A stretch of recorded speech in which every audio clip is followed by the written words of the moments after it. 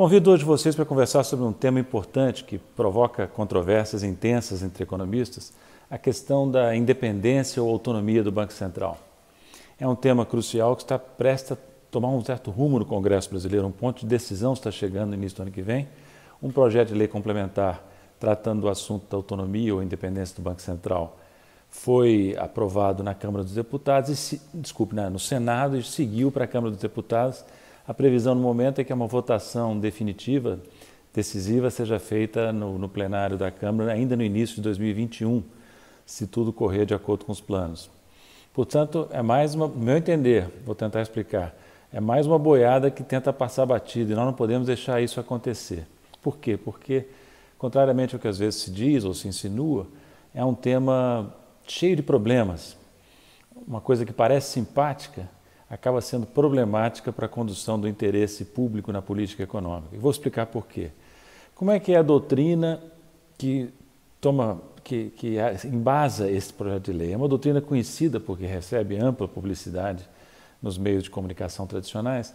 É a ideia de que é importante blindar o Banco Central contra influências nefastas do governo, dando ao Banco Central tranquilidade para exercer o seu mandato de controle da inflação e outras funções sem interferência da política, né? Como é que se faz isso? Dando mandatos fixos, relativamente longos, não coincidentes com o do Presidente da República, para o Presidente do Banco Central e demais diretores. É o que pretende fazer o projeto. O projeto quer dar para o Presidente e diretores do BC mandatos de 4 anos alternados entre si. Então, isso daria, supostamente, a essa tecnocracia não eleita a capacidade de gerir com tranquilidade, de acordo com doutrinas supostamente neutras e tecnicamente sólidas, a política monetária e outras funções do Banco Central.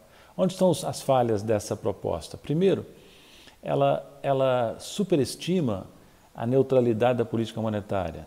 Na verdade, existem muitas controvérsias e não há como dirimi-las com afirmações analíticas ou empíricas inequívocas. Há muita dúvida, muita controvérsia entre economistas sobre como conduzir a política monetária.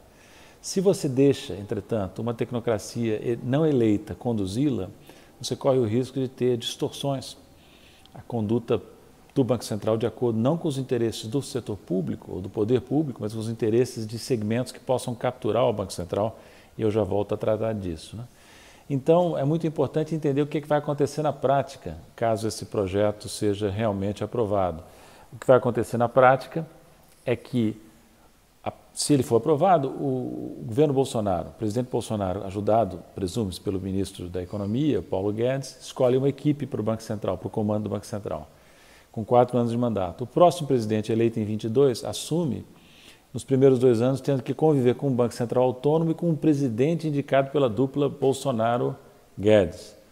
Ora, se o próximo governo tiver uma orientação profundamente diferente da orientação atual, do governo atual, como eu espero pelo menos, cria-se no seio da política econômica um conflito.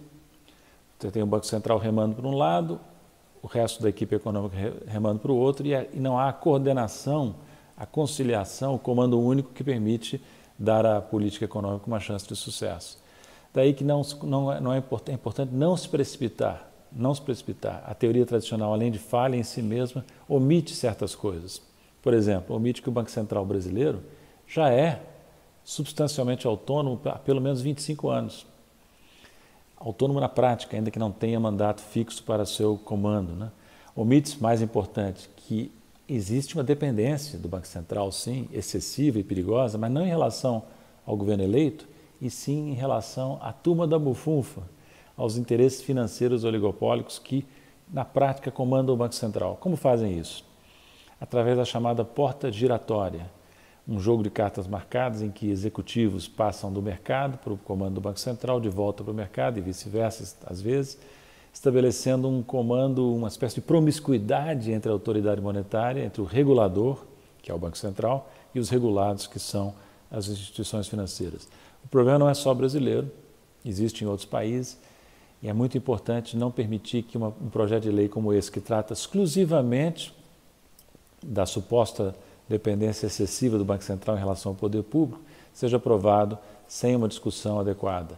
Na primeira etapa, no Senado, que eu saiba, não houve nenhuma audiência pública com especialistas externos para discutir o projeto.